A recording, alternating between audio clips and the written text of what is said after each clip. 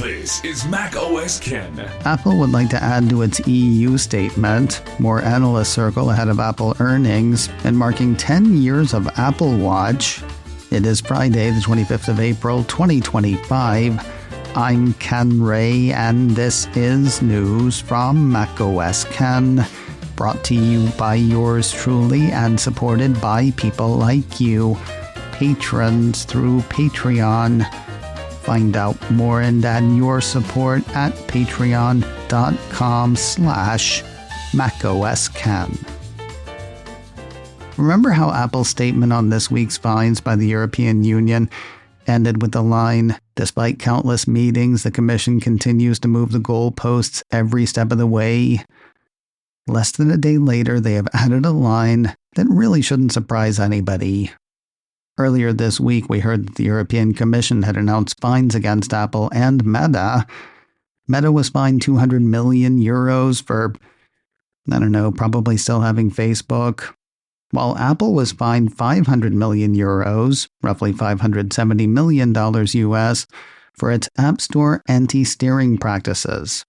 According to a piece from 9 to 5 Mac, initially it appeared that there might be a softening of position on both sides. While $570 million is a large sum of money in most contexts, it's much smaller than the law permits. On Apple's side, the company said the ruling was unfair but hadn't announced an intention to appeal. That has now changed.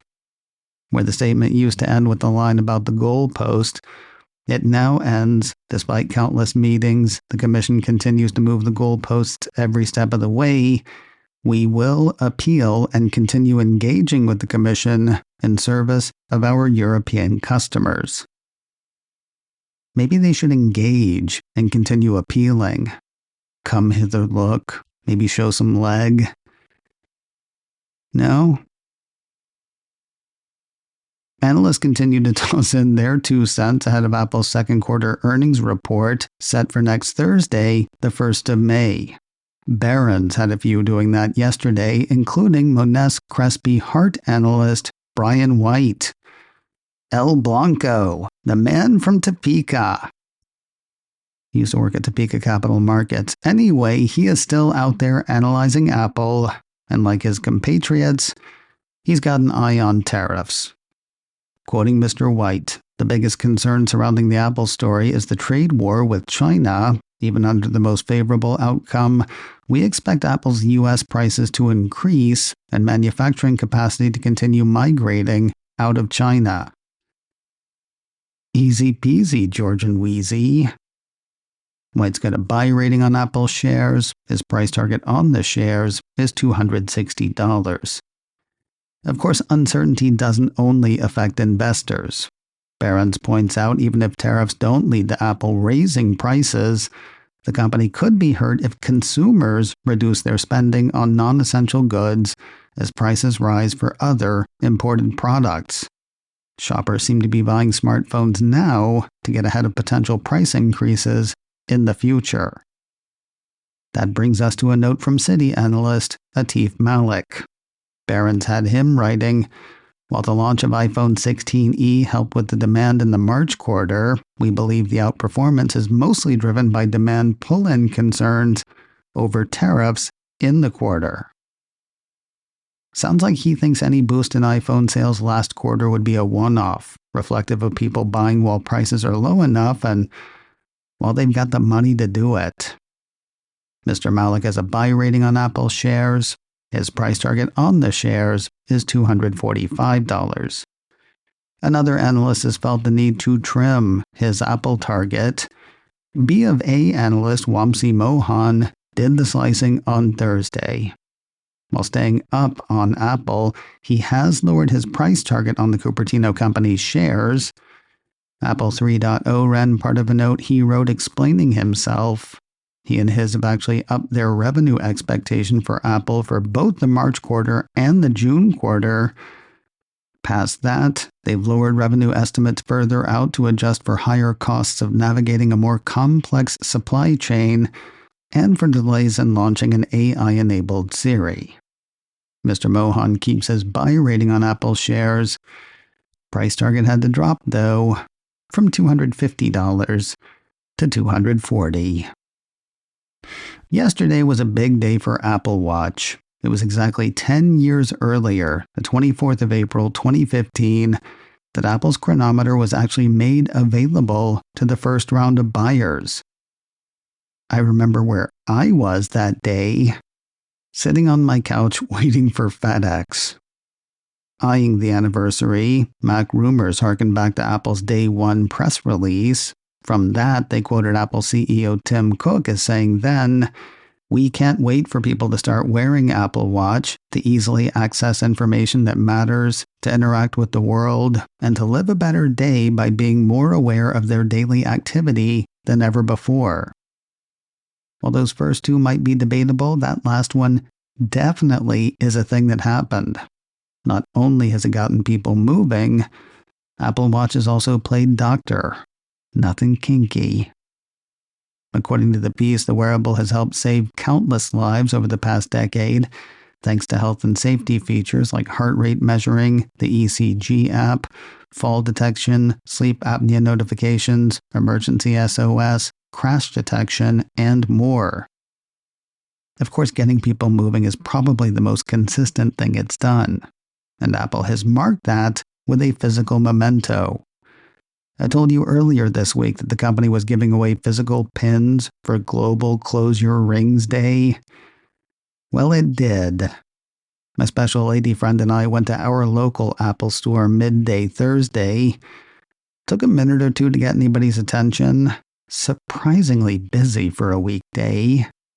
Once we did, though, dude seemed genuinely surprised that we had come in for the pin. I tried not to feel insulted.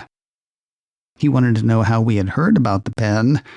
I let him know that I keep up with Apple news because of this show I do called macOS Ken, which he had never heard of. And again, I tried not to feel insulted. Anyway, we got our pins. They're decent quality. They don't say anywhere on them where they were made, which is probably for the best. Wasn't just physical doodads Apple did.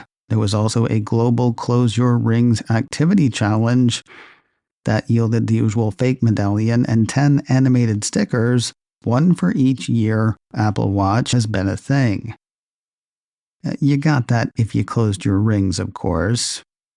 Sadly, you can't get that one anymore this year, but the physical pins may still be a possibility. Apple's press release announcing those indicated that they would be available at Apple stores while supplies last. There's a new trailer out for the Apple original Fountain of Youth.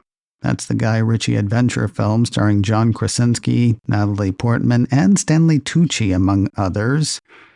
Compared by many to the Indiana Jones movies, it's got more of a national treasure feel to me, probably because it's set in modern times. After the first trailer, I was not excited. It had set pieces, big stars, lots of action, and seemingly no heart. And what few jokes the first trailer tried failed to land. At least they did for me. The second trailer is much better. Personalities seem more fleshed out. The jokes this time were actually funny. Still don't know whether the movie's going to be good, but I am more excited than I was. Fountain of Youth hits Apple TV Plus on Friday, the 23rd of May. The second trailer is up now on YouTube.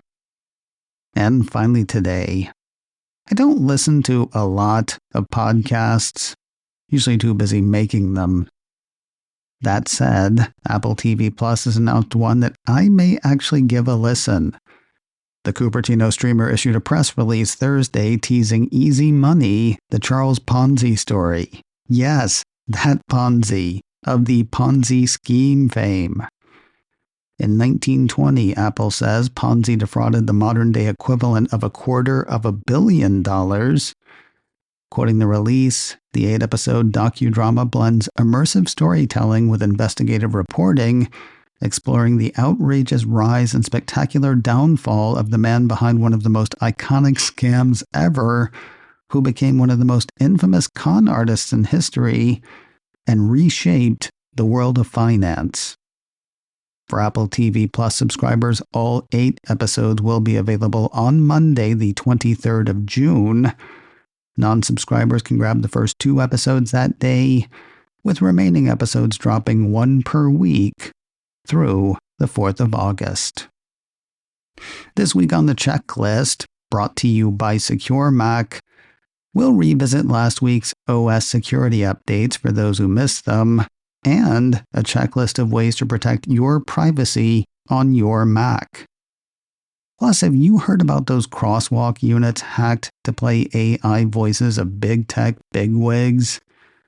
So many lessons in a truly fun story. All of that on checklist number 420. Find it today at securemac.com/checklist or wherever you get podcasts. macOS Ken, brought to you by me and supported by people like you, patrons through Patreon. Find out more and add your support at patreon.com/macOSKen. Advertising handled by Backbeat Media. Online at backbeatmedia.com. You can reach me a couple of ways.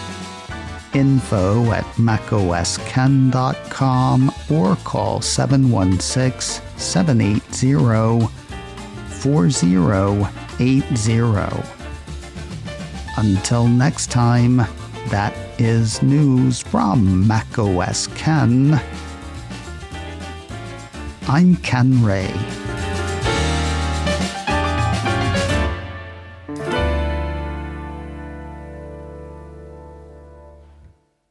Ciao.